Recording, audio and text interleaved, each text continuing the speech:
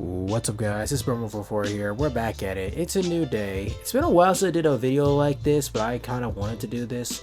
Honestly, it seems like I've been playing a lot of Rivals recently, and I just finished up Pragmata and a few other stuff on my channel, so I did want to get back to uploading videos on my channel. I do have some more stuff I want to say at the end of the video, but for now I just want to get into the topic at hand, so without wasting any time, let's get started. It's been a few seasons since the last time I did a Rivals review, or realistically my point of view of Rivals, and quite frankly right now, the season's has its up and downs, but right now, I feel like the game's in a bad state. Honestly, it's really a mess, especially when it came to the balancing team. Once again, not a fan of fucking Guang or Zayong, whatever the fuck his name is, big ass forehead fuck. Regardless, I did want to go ahead and make some pointers to state why this balancing system is just straight out atrocious. Starting off with DPS.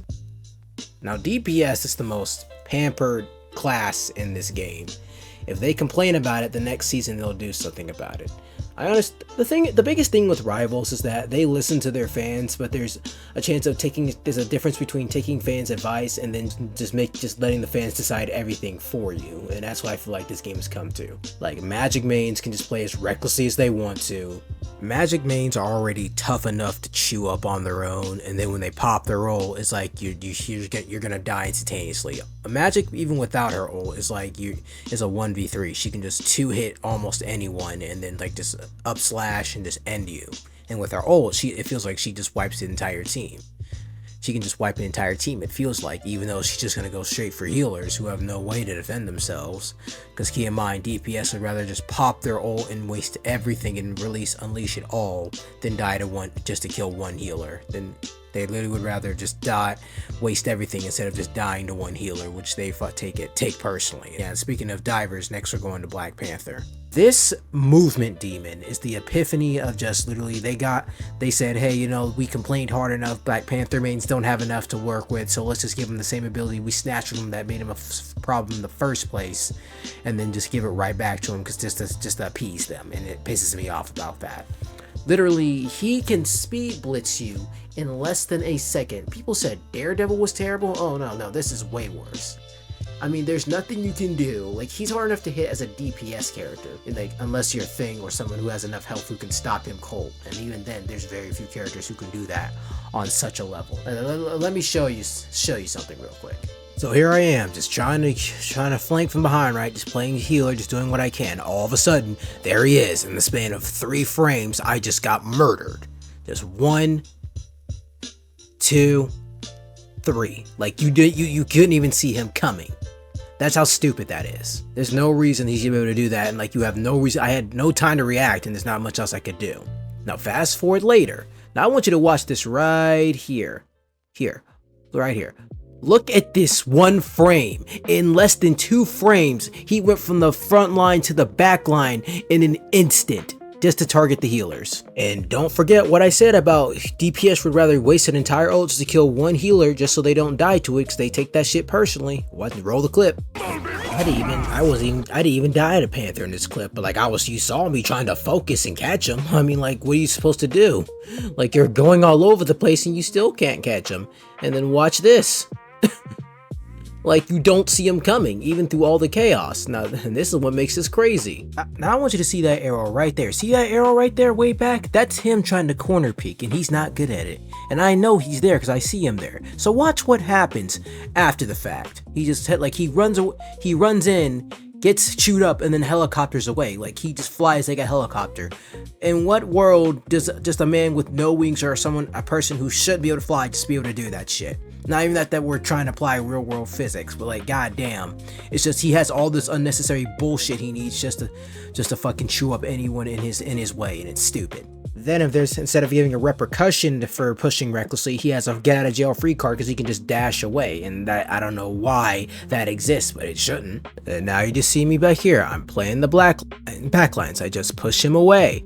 I'm paying the black lines. I'm playing as far as possible. The roof breaks, whatever. 1, 2. You're dead in an instant. Like, I couldn't even run away or react. I'm gonna get into why they should fucking, why that's not fair. Plus, along with Jeff, but whatever. And then like he just murders me. I'm doing one more just to get the clear topic. Like you see him come down. You go 1, 2, 3. You couldn't even react. Just watch it right here. In the air, twirl, like in the air, just in the twirl. 1, 2, 3. Like you can't even move or do anything. How is that even fair or fun? Honestly, it's just like, it's cancer. My whole thing is, why would you give a character, take away one character prior one season just to hand it back to them the next? Like the whole point of the balancing system is to make it fair, and to give every player a plausible chance. Like that seems unorthodox, because it makes no sense just to take away an ability just to hand it back the same way, just if not worse, 3 seasons later. Because like it's impossible, it's an ability that's impossible to track, and like how are you supposed to catch that at all? Like you could have reworked that character or anything, yet you choose to just do it the same way, just slightly worse. And it's like, it shows how lazy the fucking combat team and development team is in this game, and it pisses me off. Because there are better developers who could have done this shit, but fucking this receding hairline fuck just did it the same way. Just said, hey, let's just give him Panther back his same ability and just call it a day. Only slightly less annoying, and we're just gonna take away the cooldown. And Panther mains have a fucking goddamn the nerve to complain about not being able to stop the thing. But yeah, getting past Black Panther, next we're gonna move on to Squirrel Girl, and then we're gonna wrap up the whole DPS topic. Squirrel Girl does 110 damage per shot. Like as you can see right here, that is detrimental if you're a tank, because you can just get shredded in an instant. And then if you're already a DPS or a healer who doesn't have a lot of health, you can just get 2-tapped if you're not careful. Now on the display, it doesn't look that bad in their firing range, but like keep in mind, these projectiles do bounce off of items, and like there's nothing more annoying than already dodging multiple projectiles, but then having to dodge the same projectile twice, which makes that annoying to go against. And when they do so much damage, it's just literally you're playing dodgeball against a character who already does way too much damage and gets a buff every season. First, it's either a movement buff, a team up she doesn't need, or all this other shit that Squirrel Girl gets every season that just makes it unfair to go against. Like my thing is, like they clearly play favoritism for certain characters, and Squirrel Girl is one of those characters. And it's abysmal to me how you can just give the same character more and more, yet still say it's not enough. It's the same thing with Scarlet mains. You don't have to aim for shit. You don't have to your ult automatically kills everyone on the map. You can disrupt any fucking goddamn ability like your Seer from Apex, and yet you still want more. You say this shit is unfair. And I'll get into that bitch later, but still. My thing is, like, you give the same character everything they could ever want and more, and it's just abysmal. Now, keep in mind, Squirrel Girl's not the only character who can, like, snipe or has characters or does high damage, per se, excuse me. Hawkeye can headshot you and one-hit you if you're not careful. Ella can 3-tap tanks. Bucky can 3-tap people if you're not careful, and rope you back in and reset the combo. Because I think he can do that with his grapple. I don't know. I'm not a Bucky main, but yeah, I know it. But I know he can 3-tap people. But the difference is you need accuracy to do that. You can't just wildly spam anywhere across from the map and then just hit a headshot, or at least get a free kill just because your acorn or whatever you want to call them just bounces off of 3 walls and just lands the easiest kill of your life. It's horseshit. And what makes that so scary is the fact is that there's nothing you can do, because unless you get lucky and try to get a quick headshot before she can, even then her projectile's still going to take you down. And keep in mind, they do have explosion and splash damage, so it's just you're gonna die one way or another, even to some stupid shit. Even if you get trapped in that dumbass fucking what was it the acorn nest or whatever it's called? I don't know. Don't quote me on that. But regardless, terrible. It's just terrible, and something needs to be done about that.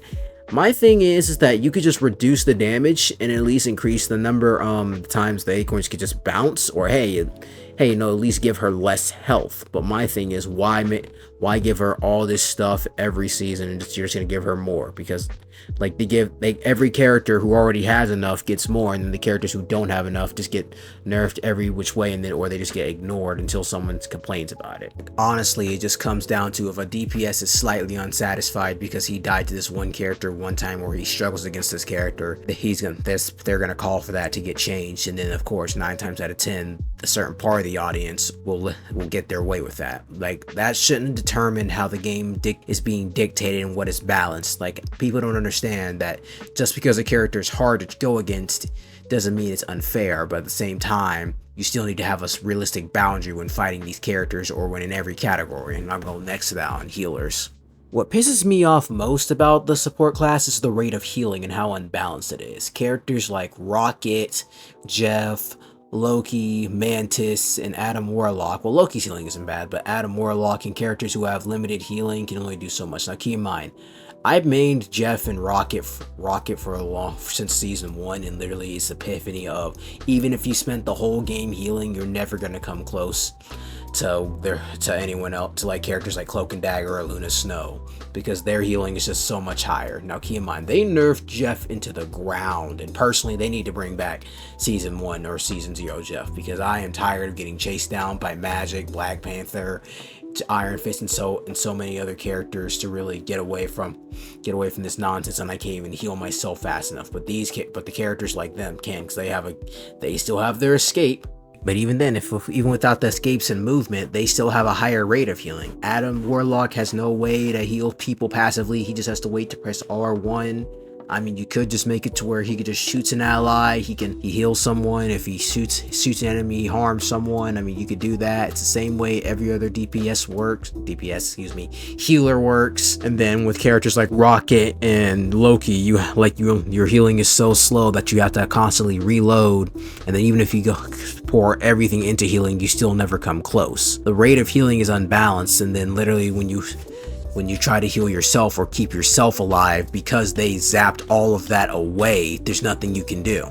They zapped away your movement, they zapped away your ability to escape, and then literally it's just a matter of relying on your teammates to bail you out when you dig yourself in a hole that you didn't mean to dig yourself in the first place. While we're at the topic at hand, I'd like to get into how I think Luna Snow is a bit busted and really needs to be giga nerfed. But it is no secret that Luna Snow is this corporate seed that they use to make NetEase look good. It's mini games they botched in the past, and the fact that this is the closest thing Gwen will ever have to a daughter, but this is ridiculous. And I'm going to show you on the range in a second.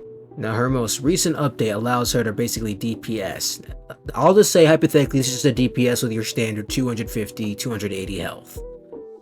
See here? 1, 2, 1, 2. So you can just melt any regular player. And now keep in mind, she still has her freeze, which enables her to 2-tap people if you're not careful. Now follow the tank. 1, 2, 3, 4, 5. That's how quickly she can melt a tank. And then as the tank comes back, let's watch it. You still get that freeze. 1, 2, 3, 4. She basically just has the ability to melt anyone in her way who's unlucky enough to do that. And with multiple projectiles coming your way, there's not much you can do about it. It's ridiculous, and that's the same thing they got Jeff over, because they say characters like Jeff and Rocket can basically DPS, completes the whole role of being a healer, when Luna Snow is allowed to do stuff like that. Players have been complaining a lot that Luna Snow can just basically DPS, and that example just proves it. What I'm getting at is ultimately certain healers are allowed to just have more advantages than others, and those same healers who already have to fight a lot harder just to get the same output, just to fall well short of that because of the game doesn't allow them to have that same healing, is what creates that gap. Now keep in mind, every healer is not supposed to be built the same way, and every healer has a certain skill set they shine in. But for a basic thing about staying alive and dealing with healing itself, if you don't match the same output and you're limited to what you can do, there's not much you can do ahead of time for it. And then when you can't even heal yourself, you just get focused, and it just gives you such a limited role in the game to play itself. Moving on to Vanguards, I don't really see much of a problem with them. They're hard to deal with, and some of them are a lot more annoying to chew up than others, but a lot of them, apart from Angela, they're a bit annoying, but I can say well-rounded. Now, characters like Devil Dino are already under siege for that, because literally, he is tough to kill, he has a lot of health, but at the same time, he has limited mobility, plus he can't fit under shit, which is a fair outcome to that, because of his character model. My thing is, people are already complaining about that, because they can't somehow manage to shoot the big-ass dinosaur, the big red-ass dinosaur, let me add that, with a giant-ass forehead that counts as a fucking headshot hitbox that's coming right at them. Yeah, he has a shield, he's a tank, but the whole thing is that just shoot the dinosaur and wear him down, and you'll probably get the kill. You're not guaranteed to get the kill every time, but at least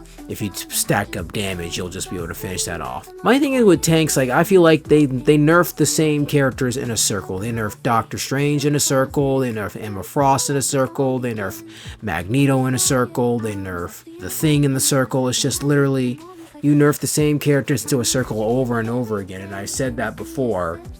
Just try to make a balance for it. It's not really balancing if you're just gonna fucking go back and forth to try to really make this character work for whatever certain meta. It's just you trying to appease a certain part of the audience, and that's what makes these characters so hard to either learn or determine, because one season the mechanics this way, then the next it's some other shit.